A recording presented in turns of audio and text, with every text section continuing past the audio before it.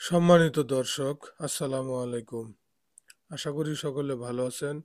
আরও একটি নতুন ভিডিওতে স্বাগত জানাচ্ছি।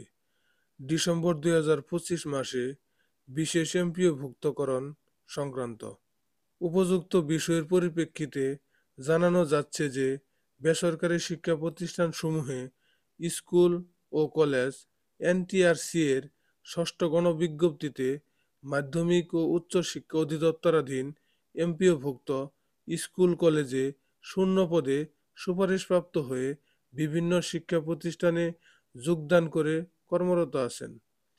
স্ব প্রতিষ্ঠান থেকে অনলাইনে এমপিওভুক্ত আবেদন যথাসময়ে করা সত্ত্বেও ইএমআইএস সার্ভারের জটিলতায় আবেদন নভেম্বর 2025 মাসের এমপিওতে যুক্ত হয়নি।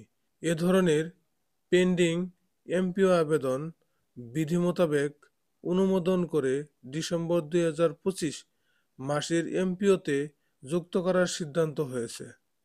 এমতো অবস্থায় এনটিআরসি এর ষষ্ঠ গণবিজ্ঞপ্তির মাধ্যমে সুপারিশপ্রাপ্ত জনবলের পেন্ডিং এমপিও আবেদন আগামী 7/12/2025 তারিখের মধ্যে অনুমোদন করে মাধ্যমিক ও উচ্চ শিক্ষা অধিদপ্তরে প্রেরণের জন্য নির্দেশক্রমে অনুরোধ করা হলো।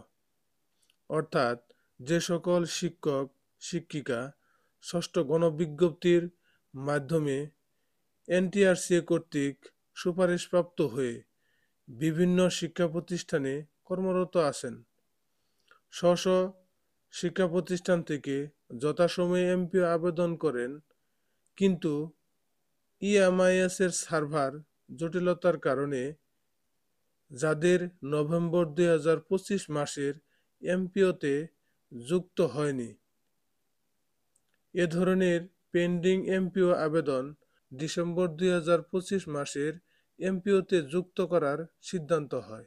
ভিডিওটি ভালো লাগলে লাইক, কমেন্ট ও শেয়ার করবেন। আর আমার ডিটি বাংলা নিউজ ইউটিউব চ্যানেলটি এখনও যারা সাবস্ক্রাইব করেন নাই, সাবস্ক্রাইব করার অনুরোধ রইল। আর যারা ইতিমধ্যে সাবস্ক্রাইব করেছেন তাদেরকে অসংখ্য ধন্যবাদ।